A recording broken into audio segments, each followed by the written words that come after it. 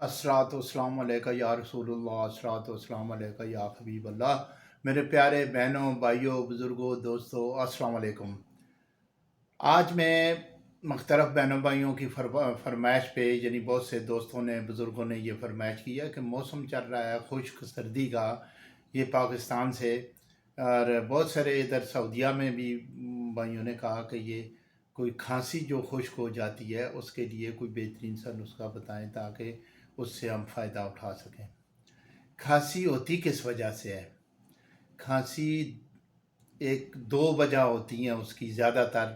या तो कोई ऐसी चीज़ खा ली जाए जो चिकनाई वाली हो, उसकी वजह से भी कोई चिकनाई वाली चीज़ खा ली, कोई जूसेस पी लिए कि जो आपके तबीयत के मुताबिक नहीं है, तो वो भी उससे भी फेफड़ों में हल्की फुल्की इन्फेक्शन हो जाती है, गले में खुश्क हो जाता है, जिसकी वजह से खुश्क खांसी होती है और बलगम वगैरह नहीं आता।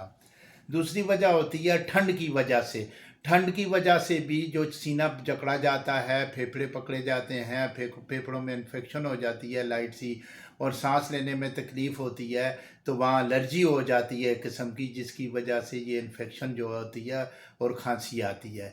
उसका इलाज बर वक्त बहुत ज़रूरी होता है। खांसते खांसते बंदों के तो पूरे फेफड़े हिल जाते हैं, और ख़ास करके जब रात को बंदा सोता है तो ये बहुत तंग करती है। तो उसके लिए मुनासिब दवाई ना लें तो बंदा फिर ज़्यादा भी इन्फेक्शन हो सकती है, शदीद बीमार भी हो सकता है, उससे बुखार भी हो सकता है। ये नज़ला ज़ुकाम की वजह से भी हल्का फुल्का वो ठंड की वजह से ही होता है, तो ये खांसी होती है, तो उसको ठीक करने के लिए कोई ना कोई तो दवा लेनी पड़ती है। उसका बेहतरीन और सबसे सस्ता इलाज जो है इसमें है तिब में, यानी जड़ी बूटियों का बेहतरीन इलाज है, क्योंकि ये जड़ी बूटियाँ हर वक्त घर में होती हैं और रखनी चाहिए। ये ऐसी बूटियाँ हैं कि ये इनसे मिलकर मुख्तलिफ़ बीमारियों के लिए वो काम आती हैं।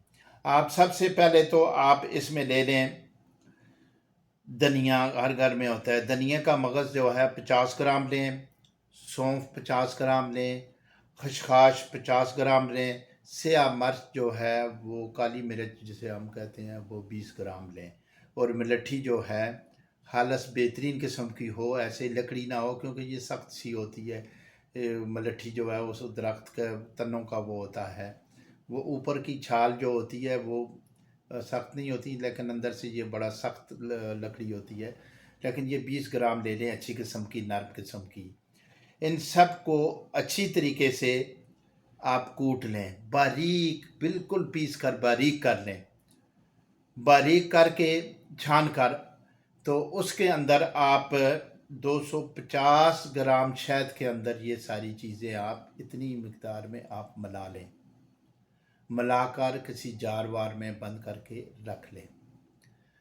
इसे तीन, जिन्हें बहुत शदीद खांसी है वो 3 टाइम ले सकते हैं। छोटी चम्मच शहद की जो मिक्स किया हुआ माजून है, सुबह गर्म पानी से, नीम गर्म पानी से, दोपहर को नीम गर्म पानी से, खाने के बाद दोपहर को लें। रात को सोते वक्त 1 चम्मच नीम गर्म पानी से इस्तेमाल करें। इंशाअल्लाह ताला आपकी खांसी नहीं रहेगी। आपकी जो एलर्जी है, जो फेफड़ों में इन्फेक्शन हो गया है और नज़ला ज़ुकाम भी है अगर, तो वो भी लाजवाब किस्म का ये नुस्खा है। आप ये तमाम चीज़ें तो घर में अमूमन मिल जाती हैं, जो ना हो एक मलट्ठी है जो बाहर से लानी पड़ेगी पंसार वगैरह से, बाकी तो सब चीज़ें घर में होती हैं। तो इन्हें खाएं। अगर बहुत ज़्यादा है तो रात को बड़ा चम्मच एक खा लें, तो इंशाअल्लाह ताला आप मुकम्मल ठीक हो जाएंगे। और 5 साल से ऊपर वाले बच्चे जो हैं वो चौथाई हिस्सा इस माजून का उन्हें खिलाएं। ये बेज़रर है, इसका कोई साइड इफ़ेक्ट नहीं है इंशाअल्लाह। एलर्जी जो है, ये खांसी जो है, इन्फेक्शन जो है, वो बच्चों बड़ों से बिल्कुल दूर भागेगी इंशाअल्लाह ताला।